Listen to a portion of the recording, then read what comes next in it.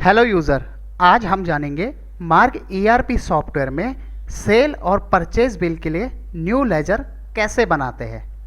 उसके लिए हमें सबसे पहले मास्टर में जाना है, लेजर मास्टर में जाना है, लेजर में जाना है और उसके बाद न्यू लेजर पे इंटर मारना है। जैसे ही हम न्यू लेजर्स पे इंटर मारते हैं, हमारे सामने अंडर ग्रुप्स की एक विंडो ओपन हो जाती है। मतलब कि जो भी आप लेज़र बनाना चाहते हैं या खाता बनाना चाहते हैं, वो किस ग्रुप में आप डालना चाहते हैं। मैं यहाँ पर एक आपको बात बताना चाहता हूँ, हर एक ग्रुप का अलग अलग रोल होता है, पर फिलहाल आज हम सेल और परचेज बिल के लिए लेज़र बनाना चाहते हैं, तो हम उसी की बातें करेंगे। तो सबसे पहले जो ग्रुप आता है वो आता है सन्ड्री डेबिटर्स। सन्ड्री डेबिटर्स का मतलब ये होता है कि अगर मेरी जो सेलिंग पार्टी है, मतलब जिनको मैं माल बेचता हूँ, अगर मुझे उनका खाता बनाना है या लेजर्स बनाना है, तो हम सन्ड्री डेबिटर्स के ऊपर में इंटर मारेंगे।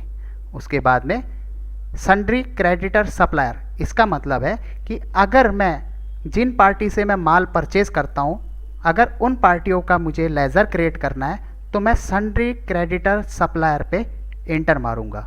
एक बार फिर से समझा देता हूँ। इसके लिए सन्ड्री डेबिटर्स का मतलब कि जिन पार्टियों को मैं माल बेचता हूँ, जो मेरे कस्टमर है, अगर मुझे उनका खाता बनाना है या उनका लेजर्स बनाना है, तो उसके लिए हम सन्ड्री डेबिटर्स पे इंटर मारेंगे। और अगर हाँ, जिन पार्टियों से मैं माल खरीदता हूँ, जो मेरी होलसेलर पार्टी है, अगर उनका अकाउंट या उनका लेज़र क्रिएट करना है, तो हम सन्ड्री क्रेडिटर सप्लायर के ऊपर में इंटर मारेंगे। अभी मैं चाहता हूँ कि मेरी एक सेलिंग पार्टी है, उसका मुझे खाता बनाना है या उसका लेज़र क्रिएट करना है, तो मैं सन्ड्री डेबिटर्स पे इंटर मारूंगा।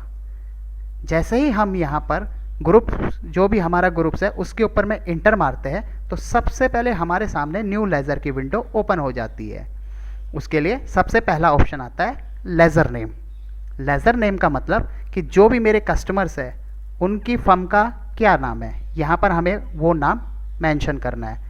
जैसे फॉर एग्जांपल के लिए यहाँ पर मैं लिखूँगा श्री उमी एंटरप्राइज, जो उनकी फर्म का नाम है, मेरे कस्टमर है उनके नाम है।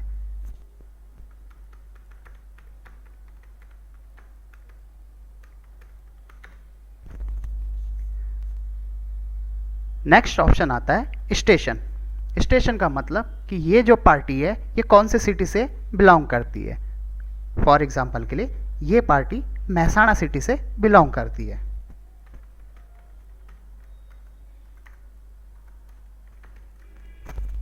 उसके बाद में हम चलेंगे नेक्स्ट ऑप्शन पे। नेक्स्ट ऑप्शन है एड्रेस। आप चाहे तो ये जो कस्टमर है, इनका फुल एड्रेस आप यहाँ पर मेंशन कर सकते हैं। फॉर एग्जांपल के लिए मैं यहाँ पर उनका एड्रेस मेंशन कर देता हूँ।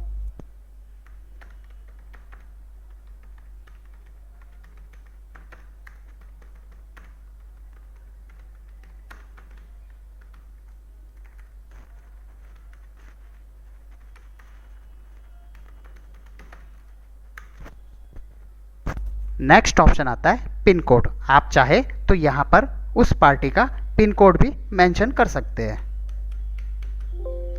उसके बाद में नेक्स्ट ऑप्शन आता है ईमेल एड्रेस। आप चाहे तो यहाँ पर उस पार्टी का ईमेल एड्रेस भी मेंशन कर सकते हैं। फॉर एग्जांपल के लिए मैं यहाँ पर ईमेल एड्रेस मेंशन कर देता हूँ।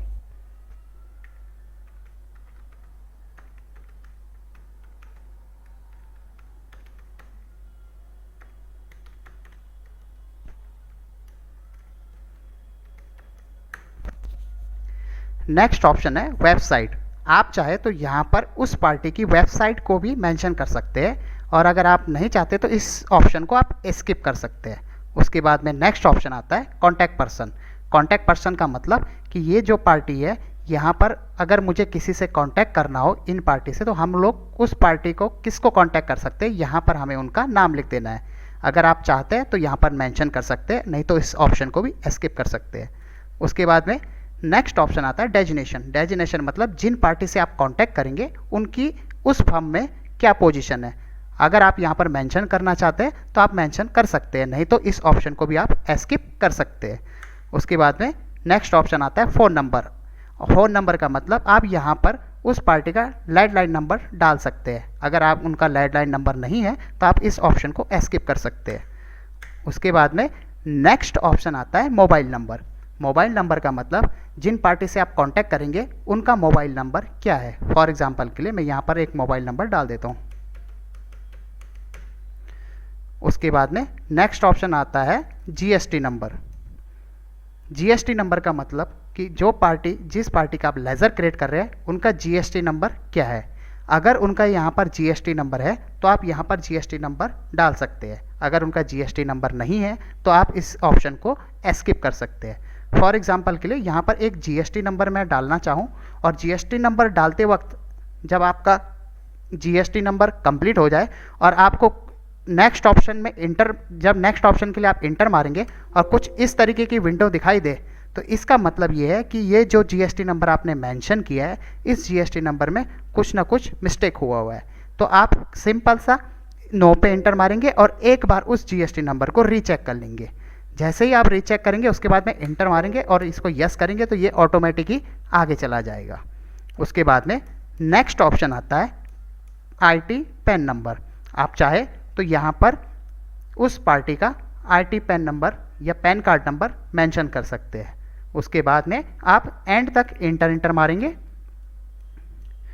और जैसे ही आप एंड तक इंटर मारेंगे तो आपके सामने एक ये छोटी सी विंडो खुलेगी जिसमें लेज़र डिटेल, अदर ऑप्शन, बहुत सारे ऐसे ऑप्शन दे रखे होंगे। आपको यहाँ पर ये समझ लेना है कि ये जो लेज़र है ये कम्प्लीटली क्रिएट हो चुका है। अगर आप इसको देखना चाहते हैं कि मेरा ये लेज़र क्रिएट हुआ कि नहीं हुआ तो पहला ऑप्शन दे रखा लेज़र डिटेल। आप इसके ऊपर में इंटर मारेंगे तो आपको यहाँ पर जो भी आपने अभी डिस्क्रिप्शन इस लेज़र का डाला था वो आपको सामने शो कर जाएगा। तो बहुत सिंपल तरीके से मैंने आपको समझाया कि मार्ग ईआरपी सॉफ्टवेयर में न्यू लेज़र कैसे क्रिएट करते हैं। ऐसी इन्फॉर्मेशन वीडियो को देखने के लिए हमारे चैनल को सब्सक्राइब करिए, हमारी वीडियोस को लाइक करिएगा। Thank you.